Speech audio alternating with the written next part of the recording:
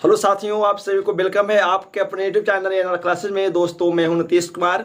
हम सब यहाँ पर दोस्तों लेकर आए क्लास 10th के केमिस्ट्री का फर्स्ट चैप्टर, जिसका नाम है रासायनिक अभिक्रिया एवं समीकरण। दोस्तों तो आज ये का क्लास ये पार्ट 3 होने वाला है। हमने अभी तक पार्ट 1 दोस्तों पार्ट 2 दे चुके हैं। यदि आप दोस्तों नहीं देखे हैं तो जाइए वीडियो में, सब आपको पार्ट 1 पार्ट 2 करके हम आपको यहाँ पे दे रहे हैं। तो आज इस चैप्टर का पार्ट 3 होगा। हम सब दोस्तों एक पार्ट और देखने वाले हैं, ठीक है। जा करके तब ये चैप्टर आपको ये पूरा समाप्त हो जाएगा। और हाँ, एक बात बता सकते हैं कि दोस्तों जो पढ़ाने के बाद जो भी सवाल डालते हैं, ठीक है ना, वो जा करके आंसर उसको दीजिए। क्योंकि अब जितना भी पढ़ाते हैं, जैसे आज पढ़ाएंगे जितना भी, तो आज के क्लास से हम 4-5 सवाल बनाएंगे और वो 4-5 सवाल को हम दोस्तों वहाँ पे ऑब्जेक्टिव ग्रुप में देंगे, ताकि आप अच्छे से तैयारी कर पाएँ। और एक बात और साथ ही, ये सभी बैच जो हम आपको दे रहे हैं यहाँ पे, ये 2026 के बच्चों के दोस्तों दे रहे हैं, ठीक ना। तो आप जुड़िए अधिक से अधिक और अच्छे से दोस्तों करिए क्लास को, ठीक है। और अच्छा मेहनत कीजिए, ताकि दोस्तों हम सब यहाँ से अच्छे से पास एग्जाम को कर रहे कैले। तो ये हम आपको पूरा यहाँ पे 26 के लिए दे रहे हैं, ठीक है ना। तो आइए हम सब देखते हैं। तो हम सब अभी तक पार्ट 2 में क्या देखे, हम सब पार्ट 2 में देखे कि रासायनिक समीकरण किसे कहते हैं, रासायनिक समीकरण कितना प्रकार का होता है दोस्तों, और रासायनिक समीकरणों को संतुलित करना क्यों आवश्यक होता है, और हम सब केमिस्ट्री में कौन से समीकरणों का इस्तेमाल करते हैं, ठीक है। फिर हमने क्या पढ़ा कि रासायनिक समीकरण से प्राप्त होने वाली सूचनाएं क्या क्या है, और फिर हमने पढ़ा कि रासायनिक समीकरण से दोस्तों क्या हमें लाभ है, ठीक है। हम अभी के क्लास में ये देखने वाले हैं कि जो रासायनिक अभिक्रिया है, क्या वो एक ही प्रकार का होता है दोस्तों? तो नहीं, रासायनिक अभिक्रिया कई सारे प्रकार के होते हैं, ठीक है ना। तो हम आज इस क्लास में वो सभी प्रकारों को देखने वाले हैं कि रासायनिक अभिक्रिया कौन कौन प्रकार के होते हैं दोस्तों, और उसकी क्या क्या है ना तरीका हो सकता है, ठीक है। तो हम सब वीडियो के अंत तक बने रहना है और देखना है। तो आइए, हमारा जो टॉपिक जो होने वाला है वो क्या होगा, तो ये होगा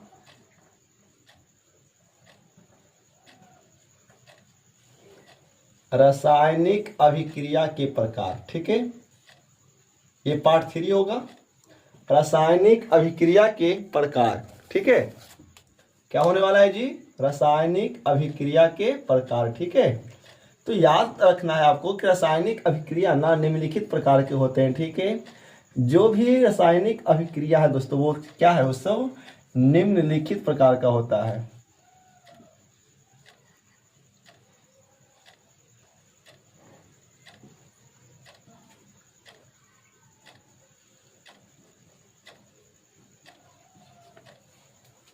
कौन कौन, आइए तो हम पहले सभी अभिक्रिया का नाम लिख लेते हैं और उसको सब ढांचा को समझेंगे, और हम सब बारी बारी से सभी अभिक्रिया को सब पढ़ेंगे, ठीक है। तो पहला जो रासायनिक अभिक्रिया हम सब पढ़ने वाले हैं, वो पहला पढ़ेंगे संयोजन अभिक्रिया। क्या पढ़ेंगे? पहला पढ़ेंगे हम सब संयोजन अभिक्रिया, ठीक है। पहला क्या पढ़ेंगे हम सब पहला पढ़ेंगे संयोजन अभिक्रिया। संयोजन अभिक्रिया के बाद जो दूसरा जो अभिक्रिया पढ़ने वाले हैं दोस्तों, वो पढ़ने वाले हैं वियोजन अभिक्रिया के बारे में। वो क्या पढ़ेंगे? वियोजन अभिक्रिया के बारे में, ठीक है। एक बात और याद रखेंगे कि संयोजन अभिक्रिया को ना हम सब संश्लेषण अभिक्रिया भी कहते हैं, ठीक है। क्या? तो एक नाम और आप याद रखेंगे कि संयोजन अभिक्रिया को हम सब वियोजन अभिक्रिया भी कहते हैं। दूसरी बात है कि वियोजन अभिक्रिया को नाम हम सब अपघटन, अपघटन का मतलब ही होता है टूटना। पता है ना आपको दोस्तों, अपघटित हो जाना, टूट जाना, ठीक है। इसीलिए हम सब किसको, तो वियोजन अभिक्रिया को सब क्या कहते हैं यहाँ पे, तो हम सब इसको अपघटन अभिक्रिया कहते हैं। जो तीसरा अभिक्रिया वो हमारा है, वो तीसरा जो है हम सब उसे विस्थापन अभिक्रिया पढ़ेंगे। क्या बोलेंगे? विस्थापन अभिक्रिया। और कहीं कहीं विस्थापन को बोलता है एकल विस्थापन। क्या बोला जाएगा जी इसको दोस्तों बोला जाएगा एकल विस्थापन। तो हम सब यहाँ पर सभी नाम को जानेंगे, ठीक है ना। चलिए, चौथा क्या पढ़ना है? चौथा पढ़ना है द्विविस्थापन। याद रखेंगे, द्विविस्थापन अभिक्रिया।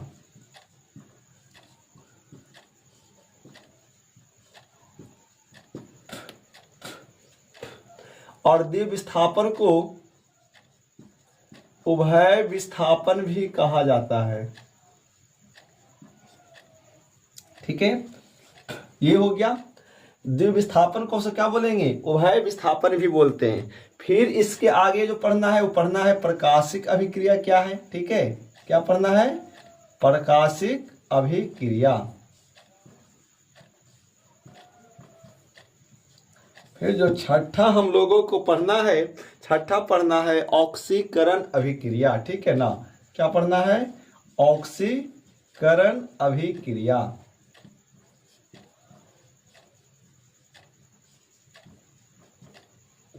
और जो सातवां पढ़ना है वो सातवां पढ़ना है अवकरण अभिक्रिया,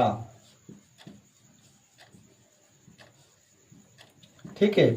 एक बात और याद रखेंगे कि ऑक्सीकरण अभिक्रिया और अवकरण अभिक्रिया जब सब दोस्तों पढ़ने वाले हैं तो ऑक्सीकरण अभिक्रिया और अवकरण अभिक्रिया पता है हमेशा एक साथ होता है, ठीक है, याद रखिएगा।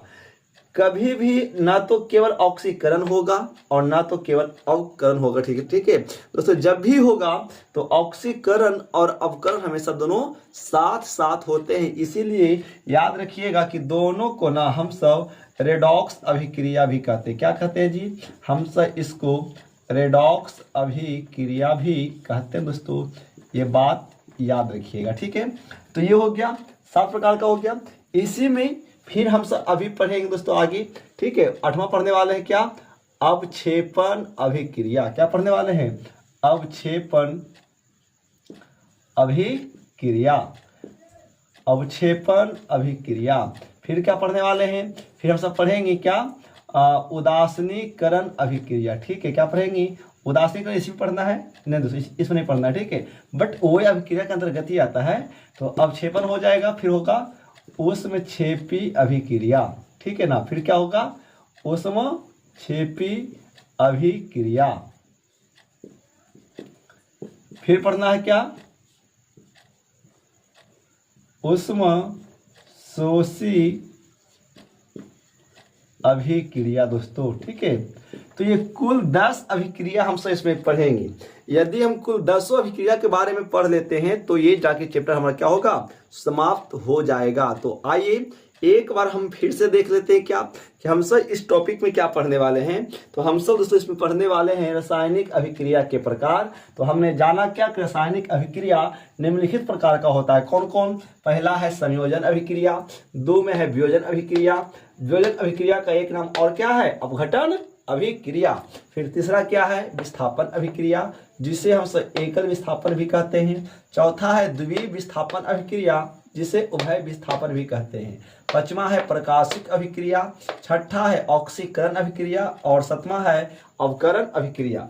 एक बात याद रखेंगे कि ऑक्सीकरण अभिक्रिया और अवकरण अभिक्रिया हमेशा दोनों साथ साथ होता है, इसीलिए हम सब ऑक्सीकरण अभिक्रिया को और अवकरण अभिक्रिया को हम सब यहाँ पे रेडॉक्स अभिक्रिया भी कहते हैं, पहली बात। दूसरी बात, जब हम कहीं पर भी रेडॉक्स अभिक्रिया का नाम जिक्र करेंगे, ठीक है ना, जब कभी भी दोस्तों सब पढ़ेंगे और जब हम सब रेडॉक्स अभिक्रिया बोलेंगे तो आपको एक बात समझना होगा कि वो रेडॉक्स अभिक्रिया का मतलब है कि ऑक्सीकरण अभिक्रिया और अवकरण अभिक्रिया से दोनों साथ ही साथ में होता है, ठीक है ना, इसलिए इसे ऑक्सीकरण और अवकरण अभिक्रिया भी कहते हैं, ठीक है ना, याद रखना है। अब है 8वां क्या है, 8वां है अवक्षेपण अभिक्रिया। 9वां दोस्तों क्या है, तो 9वां है ऊष्मक्षेपी अभिक्रिया, ठीक है। और 10वां क्या है, 10वां है ऊष्मशोषी अभिक्रिया। तो हम सब यहाँ पर 10 अभिक्रिया के बारे में दोस्तों पढ़ने वाले हैं। तो आइए हम सब सबसे पहले क्या पढ़ने वाले हैं, तो हम सब सबसे पहला पढ़ेंगे संयोजन अभिक्रिया के बारे में। तो आप सब डालिए हेडिंग दोस्तों क्या कि संयोजन अभिक्रिया किसे कहते हैं, ठीक है ना।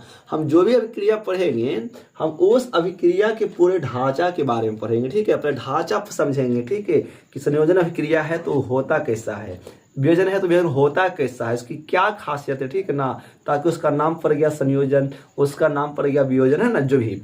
तो हम सब इस प्रकार से ताकि समझ में हमें अभिक्रिया को आए कि अभिक्रिया के अंतर जो सभी रासायनिक अभिक्रिया ही तो है ना, बट सभी का नाम क्यों पड़ा, क्या कुछ बात होगा। तो हाँ दोस्तों स्पष्ट बात है कि जब अभिक्रिया का नाम है तो कुछ न कुछ बात रहा होगा, तब तो हम सब क्या किए, रासायनिक अभिक्रिया को 10 प्रकार के अभिक्रियाओं को नाम से हम सब उसको है ना इंडिकेट किए। बट जो भी रासायनिक अभिक्रिया होगा वो कहीं ना कहीं अलग अलग तरीकों से होगा, होगा तो अभिक्रिया ही वो, बट वो क्या होगा, वो सभी दोस्तों अलग अलग प्रक्रिया से होगा, अलग अलग तरीका से होगा।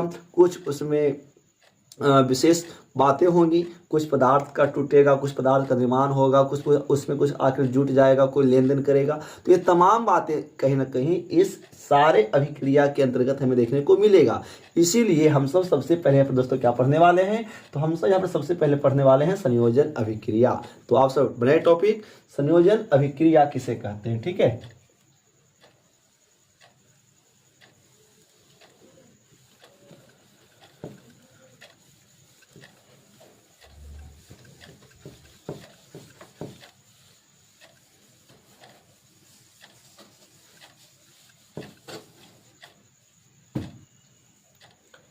तो हम सब सबसे पहले पढ़ेंगे संयोजन अभिक्रिया के बारे में, कि संयोजन अभिक्रिया का मतलब संश्लेषण अभिक्रिया, ठीक है ना। तो समझेंगे हम सब यहाँ पर क्या, हम सब समझने वाले हैं कि संयोजन अभिक्रिया किसे कहते हैं, ठीक है। तो संश्लेषण अभिक्रिया को समझने के लिए सबसे पहले देखिए संयोजन का मतलब दोस्तों क्या होता है। तो संयोजन का मतलब होता है जोड़ना, ठीक है। संयोजन मतलब संयोग करना, संयोग करना, और संयोग का अर्थ होता है जोड़ना। उसी प्रकार से संश्लेषण का अर्थ दोस्तों क्या होता है, तो संश्लेषण का अर्थ होता है जोड़ना, ठीक है ना। संश्लेषण करना मतलब वो संश्लेषित होकर के वो एक बनेगा, ठीक है ना।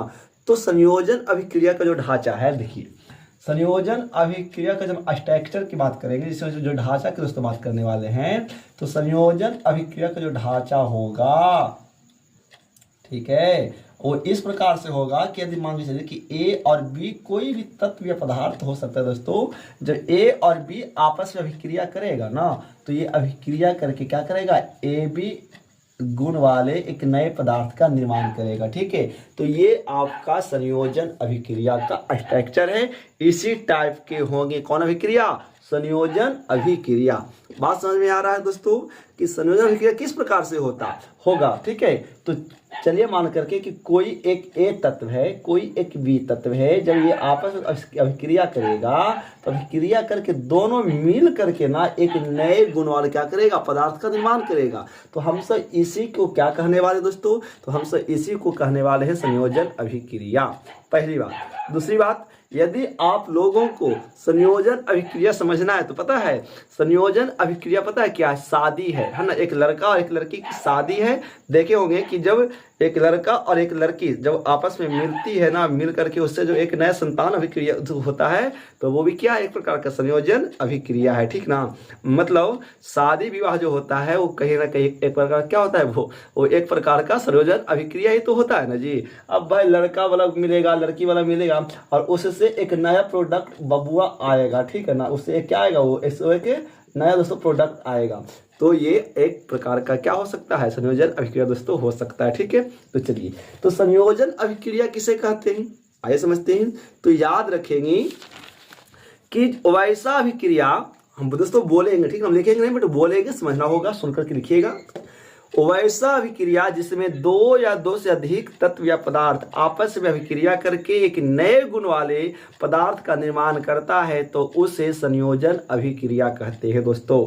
फिर से सुन लीजिए, वैसा अभिक्रिया जिसमें दो या दो से अधिक पदार्थ आपस में संयोग करके, है ना, आपस में संयोग करके मतलब आपस में मिल करके एक नए गुण वाले पदार्थ का निर्माण करता है, तो हम सब उसे संयोजन अभिक्रिया कहते हैं। जैसे आप ढांचा से देख सकते हैं कि ये एक कोई पदार्थ होगा, बी कोई दूसरा पदार्थ है, ये आपस में रिएक्शन किया और रिएक्शन करके वो क्या बनाया, ए बी गुण वाला एक नया पदार्थ का निर्माण किया, तो हम सब इसे क्या कह सकते हैं, हम सब इसे संयोजन अभिक्रिया कह सकते हैं। दूसरी बात दोस्तों, अब हम इसकी एग्जाम्पल की बात करें और इसका क्या करेंगे, एग्जाम्पल की बात करेंगे। जैसे H2 प्लस O2, ठीक है ना, H2 प्लस O2 जब दोस्तों अभी संयोग करेगा तो संयोग करके बनाएगा क्या, H2O। क्या बनाएगा, H2O। अब चूंकि हम सबको पता है कि रसायन शास्त्र में हम सब क्या करते हैं, हमेशा संतुलित समीकरण का ही इस्तेमाल करते हैं, ठीक ना। रासायनिक में पूरे केमिस्ट्री में हम सब केवल बैलेंस इक्वेशन का इस्तेमाल दोस्तों करते हैं। तो आइए देख लेते हैं क्या किया हमने। जो एक अभिक्रिया लिखा कि संयोजन अभिक्रिया कैसे हो सकता है कि हाइड्रोजन और ऑक्सीजन जब आपस में संयोग करेगा और संयोग करके जब एक नए गुण वाला पदार्थ का निर्माण करेगा तो क्या ये इक्वेशन एक बैलेंस इक्वेशन है या नहीं दोस्तों। तो आइए देख लेते हैं यहाँ पे क्या है। तो यहाँ पे एक हाइड्रोजन का 2 परमाणु है, यहाँ पे एक ऑक्सीजन का 2 परमाणु है। बट यहाँ देखिए दोस्तों दाएं तरफ यहाँ पे हाइड्रोजन का एक अणु के 2 परमाणु तो है, बट यहाँ पे देख लीजिए यहाँ पे एक ऑक्सीजन का 2 परमाणु है और यहाँ पे केवल सिंगल अणु भी है और सिंगल परमाणु भी है। तो बैलेंस तो हुआ नहीं। तो अब हम बैलेंस करेंगे। तो बैलेंस करने के लिए क्या करना है, देखिए इधर 2 ऑक्सीजन है तो इधर भी क्या ऐड करें कि जाकर के 2 ऑक्सीजन हो जाए, ठीक है ना। तो उसे क्या करते हैं, किसी संख्या से मल्टीपल करते हैं। तो अब 2 बनाने के लिए क्या करेंगे, इसके आगे 2 दोस्तों लगा देंगे। और जो 2 लगा दिए हैं तो इधर कितना ऑक्सीजन हो गया, इधर हो गया 2 ऑक्सीजन। अब इधर भी हो गया 2 ऑक्सीजन, ठीक है ना। जब हम सब नंबर आगे लगाएंगे ना तो ये नंबर सभी तत्व के लिए आएगा दोस्तों, ठीक है। तो 2H के लिए भी आया है और 2O के लिए भी आया, ठीक है। तो अभी O तो 2 O तो हो गया, बट ऑक्सीजन को बराबर करने के चक्कर में मेरा कौन दोस्तों बढ़ गया, मेरा बढ़ गया हाइड्रोजन। क्योंकि पहले से कितना था, 2 ही था, 2 इधर भी था, बट ऑक्सीजन के चक्कर में अब ये हाइड्रोजन जहाँ 2 रहा दोस्तों वहां कितना बन गया, वहां आप 4 हो गया था। 2 दूनी का 4 और इधर है 2, तो इसको भी 4 करना होगा। तो क्या करेंगे, 2 से आगे मल्टीपल कर देंगे, ठीक है ना। तो इस प्रकार से जो अभिक्रिया देखेंगे ये क्या हमारा है, तो दोस्तों ये हमारा रासायनिक अभिक्रिया है। बात समझ में आ रहा है कि रासायनिक अभिक्रिया किसे बोलते हैं, ठीक है ना। इसी प्रकार से हम सब दूसरे पर और समझ सकते हैं। ऐसे बहुत सारी चीज है जो सब समझना होगा, ठीक है ना।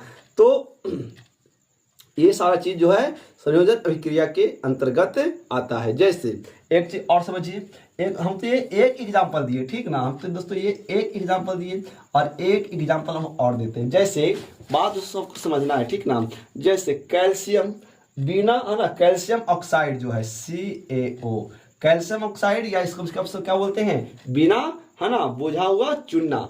जब दोस्तों कैल्शियम ऑक्साइड जल के साथ रिएक्शन करता है, ठीक ना, जब कैल्शियम ऑक्साइड या बिना बुझा हुआ चूना जब जल के साथ रिएक्शन करता है, अभिक्रिया करता है दोस्तों, तो बनाता क्या है, वो बनाता है क्या, CaOH के होल 2, ठीक है दोस्तों। और साथ में क्या बनाता है, और ये साथ में ऊर्जा का निर्माण करता है। और साथ में क्या करता है, ये ऊर्जा का निर्माण करता है। तो अब बताइए एक बात है, अब चूंकि संतुलित है या नहीं ये हमें देखना है, ठीक ना।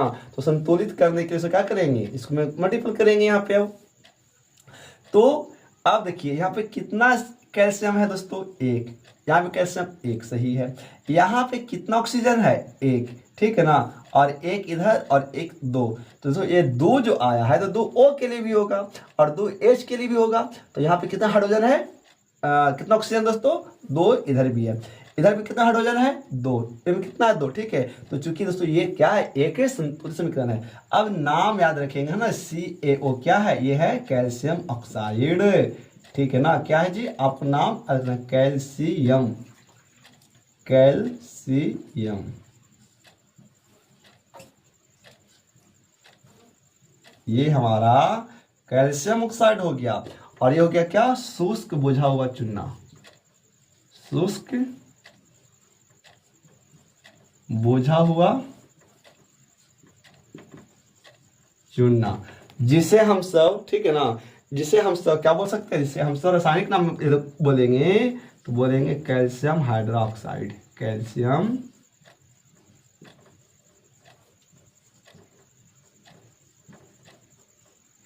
Calcium hydroxide.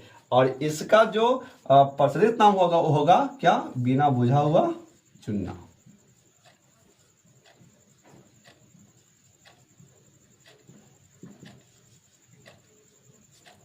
और ये तो जल है, पता ही है दोस्तों, ये जल है।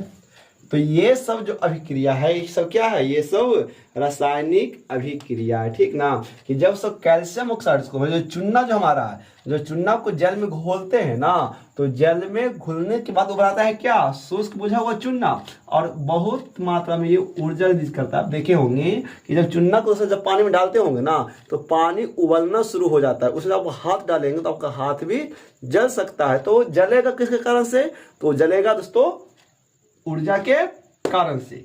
अब जो इसी कैल्शियम हाइड्रोक्साइड को, ठीक ना, जब ये पानी में इसको घोल दिए तो ये तो अब कौन बन गया दोस्तों, ये बन गया AQ बन गया। AQ मतलब एक जल का बन गया दोस्तों ये विलयन, ठीक ना।